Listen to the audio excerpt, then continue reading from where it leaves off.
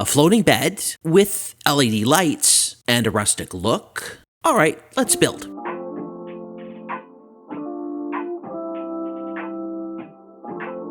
A lot of the projects I do that either I paint or stain to look rustic, I like to use poplar. It's easy to mill up and takes paint really well.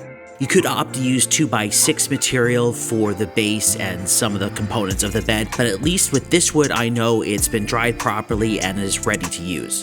My son's mattress is a twin size, so the platform for the bed is 44x72. The base will be 22x44. The total height off the ground is 9 inches.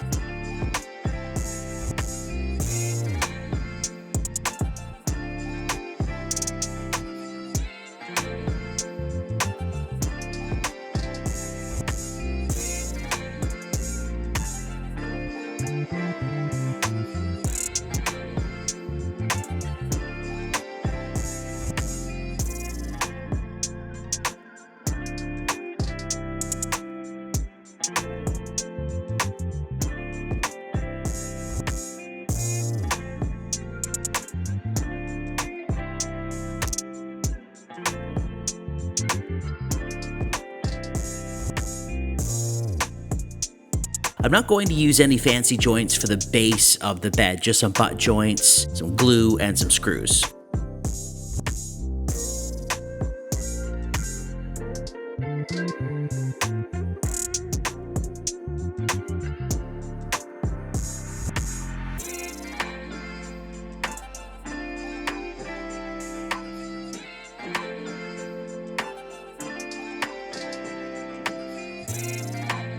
The platform for the bed that the mattress sits on is 3/4 inch birch plywood. By itself, it should be strong enough, but for a little more insurance, I added a few extra pieces of plywood around the edges to beef it up.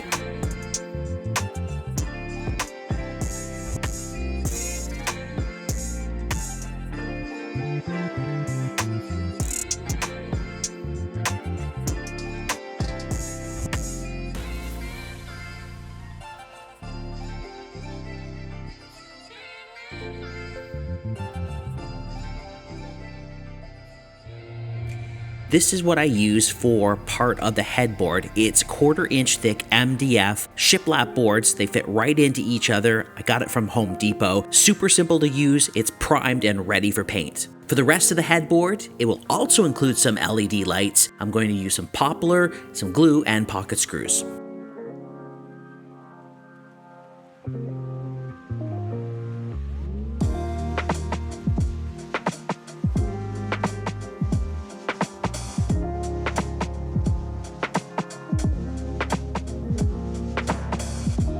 This right here is one of my favorite router bits. It's a rabbet bit with different size bearings for small to large rabbets. It's perfect if you don't want to pick up a dado blade for your table saw.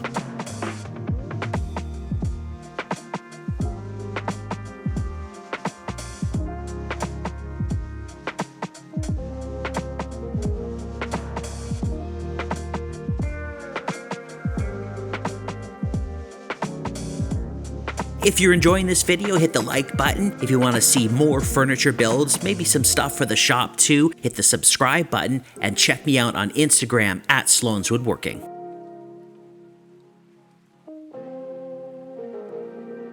For the poplar base and the bottom of the platform, I'm painting it black. I don't want any light underneath the bed visible. Plus, I want it to reflect the LED lights better.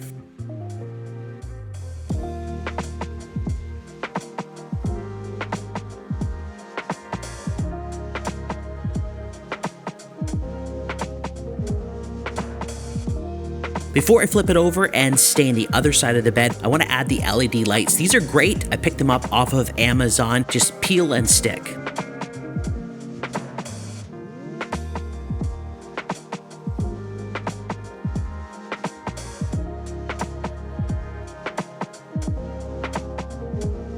For the stain, I'm using a gel water-based one. It goes on really thick, it looks really goopy, but is really smooth when it's done. If you want to check out this stain for yourself, I'll leave a link in the description below.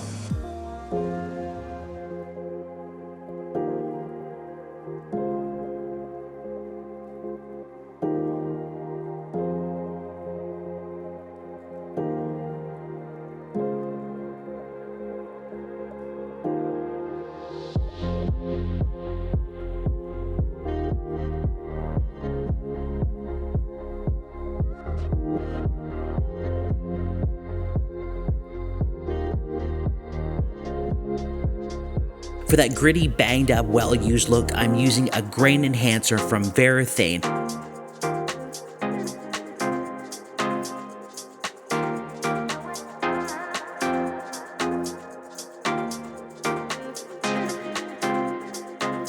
After it dries, I wipe it off with a brush and then sand it in the areas I want more wear to make it look even more rustic.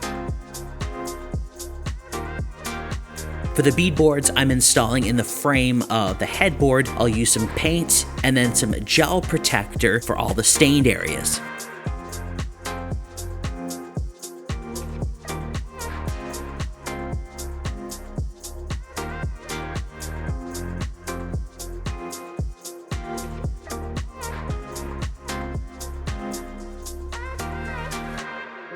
To wrap up the making of the bed, I'm cutting all the beadboard down to size and installing them inside the rabbets I cut in the headboard earlier on.